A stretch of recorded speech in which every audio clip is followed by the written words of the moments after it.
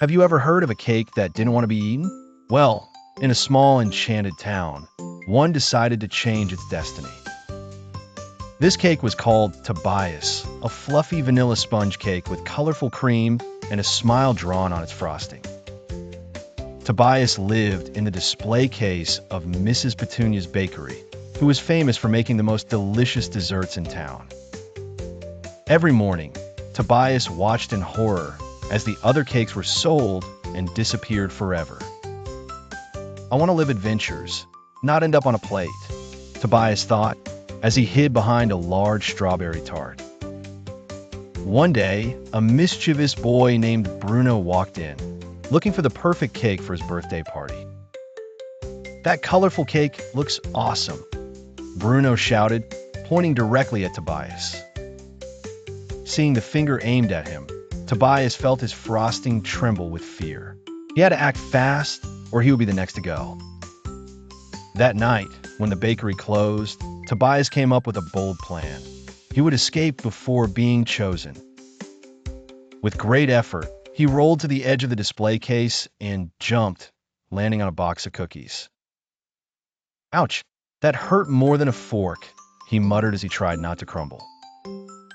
Just then, he met Berta, a sprinkle-covered donut who also wanted to escape. "Will you join me on an adventure?" Tobías asked, and Berta eagerly nodded right away. Together they rolled towards the door, but a problem awaited them. The lock was too high to reach. While they thought of a solution, they heard a whisper. It was Don Crispin, a wise old croissant who lived in a basket. "The only way out is through the secret tunnel under the shelf," Don Crispin explained in a low voice. Without wasting time, Tobías and Berta searched for the tunnel and, after brushing aside some crumbs, found a small dark entrance.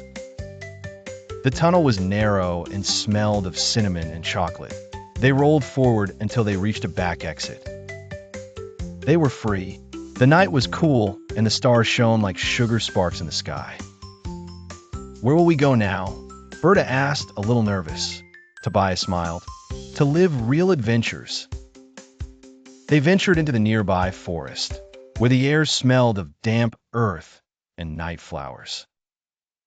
However, they soon ran into an unexpected problem. A family of hungry raccoons was watching them. "A cake and a donut. What a feast!" squealed the smallest raccoon, licking his whiskers.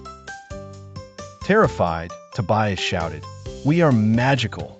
If you eat us, you'll turn into a cookie forever."